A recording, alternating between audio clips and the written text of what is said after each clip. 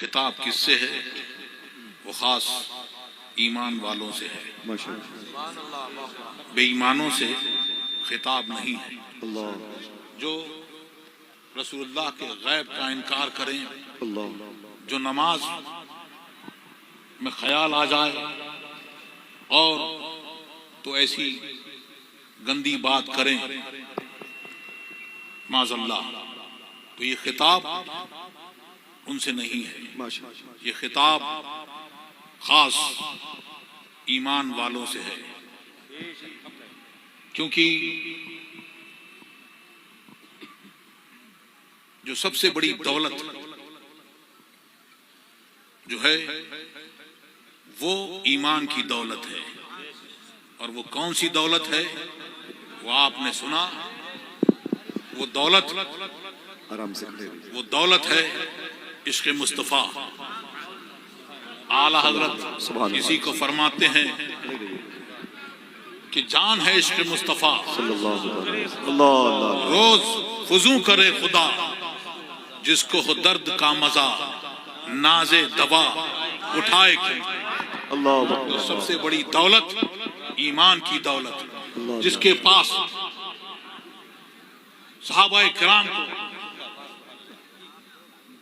جو محبت اور جو حضرت سیدنا صدیق اکبر کو سرکار سے محبت، وہ دولت، وہ ایمان کی دولت۔ تو ایمان کی دولت کیا ہے؟ ایمان کیا ہے؟ وہ سرکار دو عالم صلی اللہ علیہ وسلم کی محبت ہے۔ جس کو جتنی زیادہ محبت اس کے ایمان کی کیفیت میں وہ زیادہ قوی، اور جیسے جیسے کم ویسے ویسے ایمان میں کمی، اور جس کے دل میں سرکار کی محبت نہیں وہ یقیناً کافر ہے۔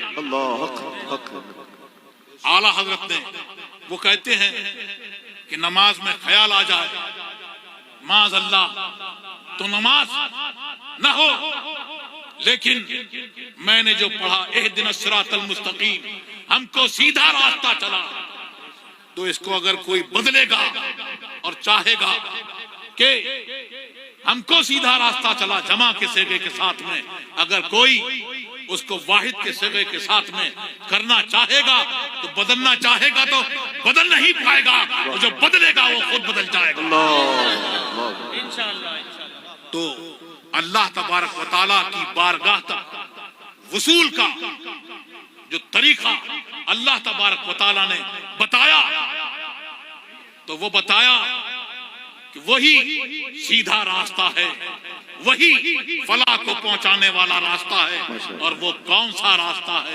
وہ راستہ جن پر تیرا انعام ہوا، اور وہ کون ہے؟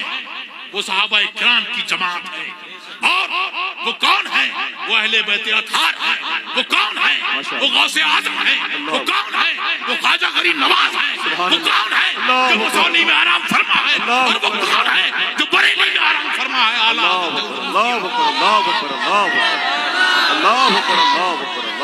نعرہ تکبیر، نعرہ رسالت، نعرہ رسالت، مسلک اعلیٰ حضرت، فیضان اعلیٰ حضرت، نوازشات اعلیٰ حضرت، بستی بستی قریہ قریہ،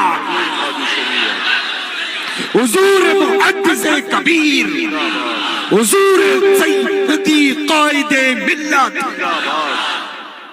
سبحان اللہ، سبحان اللہ، سبحان اللہ، ماشاء اللہ۔ تو آپ نے سنا اور اعلیٰ حضرت نے پیغام دیا، وہ فرمایا لحد میں عشق رخ شاہ کا داغ لے کے چلے، اندھیری رات سنی تھی چراغ لے کے چلے۔ وہ کیا ہے؟ وہ سرکار دو عالم صلی اللہ علیہ وسلم کی محبت ہے۔ تم کیا سمجھتے ہو؟ سرکار نے فرمایا کہ حضرت سیدنا صدیق اکبر کا مرتبہ انبیاء کرام کے بعد جو سب سے افضل ہیں اولین و آخرین میں، وہ کیا سمجھتے ہو؟ وہ روزہ و نماز کی وجہ سے نہیں، وہ شاید دیگر ہے جو ان کے سینے میں داخل ہے، راسخ ہے، اس کی وجہ سے ان کا مرتبہ اتنا بلند۔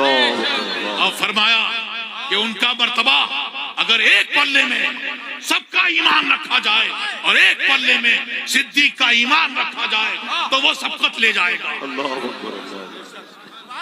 تو تیرے غلاموں کا نقش قدم ہے راہ خدا. جب آپ نے ایمان لے آئے، ایمان والوں سے خطاب ہے اور یہ ہے کہ پرہیزگاری اختیار کرو، شرک و فواحش سے بچو، شریعت کی پابندی کرو. جب اس میں سب کچھ آ گیا تو پھر اس میں کہنے کی کیا ضرورت ہے؟ اللہ تبارک و تعالی ضرورت سے پاک ہے. اس نے ہماری اور آپ کی ضرورت کا انتظام فرمایا، کیونکہ شیطان بہکانے کے لیے لگا ہوا ہے. اور حضرت آدم علیہ نبینا علیہ الصلوۃ والتسلیم نے یہ دعا کی، اے اللہ کہ میں استطاعت نہیں پاتا کہ تو نے میرے اوپر ابلیس کو مسلط کیا. اللہ. تو اللہ تبارک و تعالیٰ نے ارشاد فرمایا کہ میں تیری اولاد میں کوئی ایسا پیدا نہیں کروں گا، لیکن اس کے اوپر میں ایک محافظ مقرر کروں گا. اللہ اکبر. الحمدللہ. آپ نے عرض کیا کہ اور زیادہ کر، تو اور زیادہ کی. یہ ہوا کہ نیکی کا ارادہ کرے گا اور نیکی کرے گا تو اس کو 10 نیکیوں کا اور سے زیادہ ثواب ملے گا.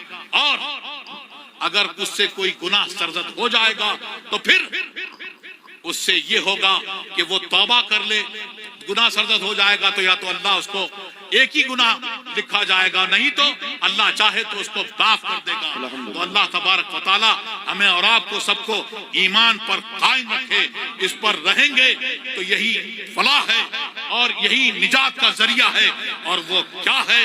سرکار دو عالم صلی اللہ علیہ وسلم کا عشق ہے. اب ضرورت سے اللہ تبارک و تعالی پاک ہے. اس نے ہماری آپ کی ضرورت کا انتظام فرمایا اور فرمایا کہ سچوں کے ساتھ میں ہو جاؤ.